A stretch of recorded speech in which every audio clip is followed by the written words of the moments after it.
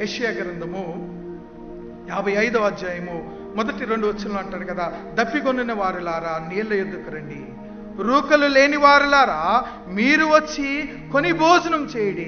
రండి, రూకలు లేకపోయినను, ఏమంటున్నాడు, రూకలు లేకపోయినను ఏమీయూ నీయకే ద్రాక్షారసమును పాలను కొనిడని ప్రభు దేవుని యొక్క వాక్యము మనకు జ్ఞాపకం చేస్తుంది.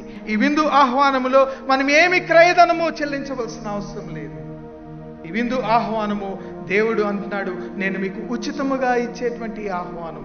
నీ దగ్గర రూకలు లేవని, నీ దగ్గర డబ్బులు లేదని, నీ దగ్గర బలము లేదని, నీ దగ్గర జ్ఞానం లేదనుకోవద్దు. దేవుని ఆహ్వానాన్ని నీవు పొందుకుని ఆ విందులోకి నువ్వు వెళ్తే దేవుడు నీకు ఆశీర్వాదాలు అనుగ్రహించేటువంటి దేవుడు. దేవుడు మన జీవితంలో అనుగ్రహించే ఆహ్వానాన్ని ఎంత భయంకరంగా మనం తిరస్కరిస్తున్నాము.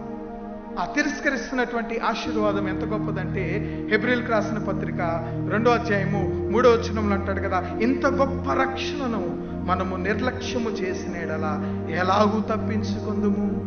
దేవుడు మనకు అనుగ్రహించే ఇంత గొప్ప రక్షణ అనుభవము మన జీవితంలో దేవుడు ఉచితముగా అనుగ్రహిస్తుండగా, ఆ ఉచితమైన ఆహ్వానాన్ని మనం ఏం చేస్తున్నాం, తిరస్కరించే వారముగా ఉన్నాం.